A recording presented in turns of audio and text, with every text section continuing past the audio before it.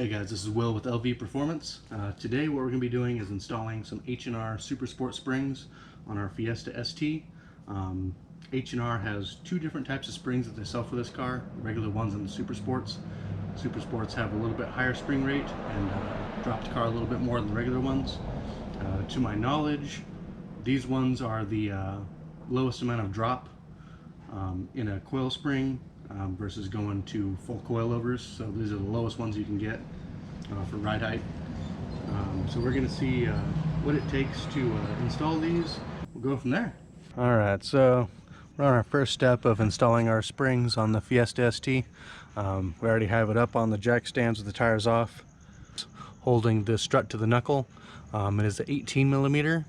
We will have to undo the brake line bracket going to the strut. That's a 10 millimeter. Up here for the sway bar link, we'll be disconnecting it from the strut. It's a 15 millimeter and then a 5 millimeter Allen to hold it steady. And then we'll have the ones up top that we'll get to. Right there, we have to undo this ABS line as well. Alright, so we got our sway bar link off, got our ABS line disconnected. Just pulls out of that one. Use a little panel popper tool to pull this one out of the knuckle there. Or out of the strut, actually, not the knuckle. Like I said, 10 millimeter to undo the brake line from there. Now we're going to do these 18 millimeter ones, pull those out, get that separated.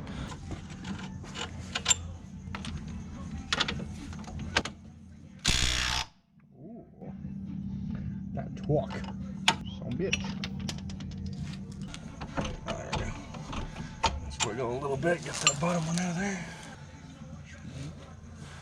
Get that separated. You don't want to pull this apart too much because you don't want to try to separate the cups inside the CV joint if you pull it apart too much. Just need to get it to where it'll separate like that. Then we'll undo the 3 nuts up at the top. On this side we have to undo, looks like 2 10 millimeter nuts, undo the brake reservoir, get it out of the way. And then I think they are 13 millimeters for the 3 strut nuts. I think on most of the installs they tell you to pull the wipers and pull the wiper cowl off to get to these a little easier. You don't have to do that though. You can get in there. It's a little bit tight, but this is definitely doable. Alright, so we got the strut assembly out of the car. One thing I did is on the mounting hat, kind of hard to see it, but I did a little line on it to make sure we keep it properly aligned. Once we take this off, put the new spring back on, make sure we line up the bolts a little bit easier. So we got our spring compressor on it right here.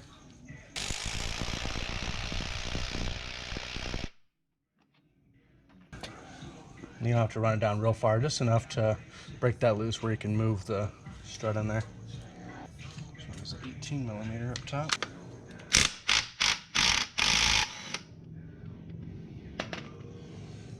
Particular one does have an Allen in the middle. Sometimes we will have to hold that and use a wrench to break it loose. This one just hitting it with the impact. This is a nylock. Just hitting with the impact a little bit and got this one off, but like I said, you might have to do it differently on yours. Take off your strut mount and do this to release the spring from it. What we will is pull out our strut bellows.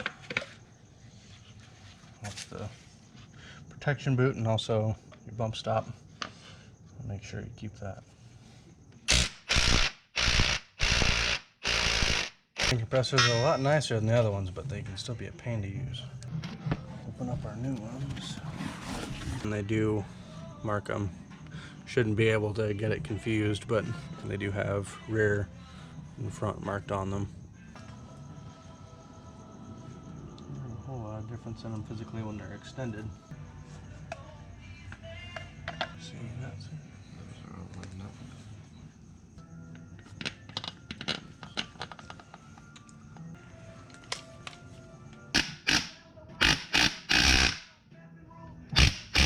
We're putting on these ones. I think that they sit just short enough that you don't have to use a compressor to put them back together, which is kind of nice.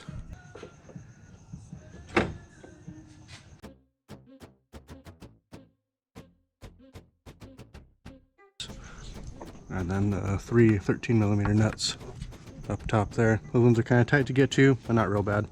You don't have to move anything out of the way on this side. Driver's side, you have to undo the brake reservoir, which isn't that bad. So now we got this side finished up. I'm gonna put the wheel back on, and then we will go to the rear springs. So we got the rear of the car supported with jack stands up there. I got one jack.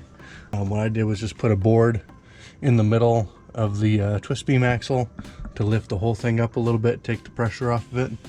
You just have to undo the two 15mm bolts, one on each side going to the lower of the shock mounts. That's all that really keeps the axle from coming all the way down. And then once we get both of those out, we can lower the axle down. Both the springs will come out and put the new ones in, lift the axle back up, put those bolts back in. We're good to go.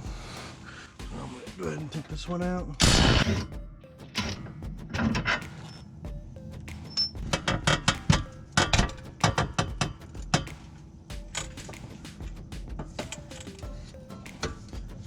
Comes out of there. One of our upper little spring mount pad we'll have to put back on.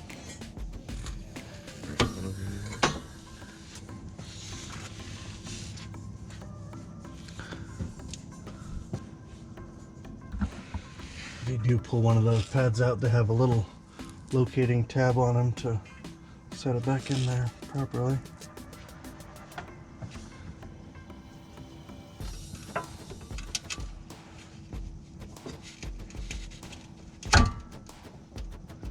And then when you do it, you will want to make sure that the spring sits into the pad properly. You can see right where, it's kind of hard to see, but the pad has a little stopper on it right there, right where the end of the coil spring is supposed to go. Jack our axle back up.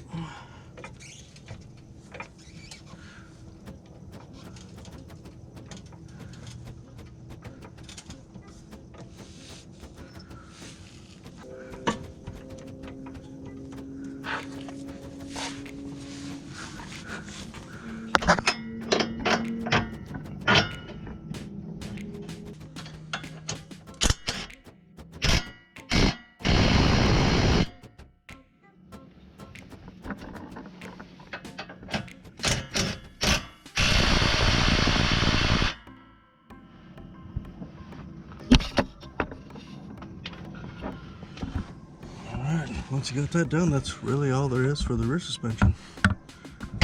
Nice and easy on these ones. Take 97. My ass rolled back and my toes curled. Bolt side's at 15 for holding that. That's an 18. This guy.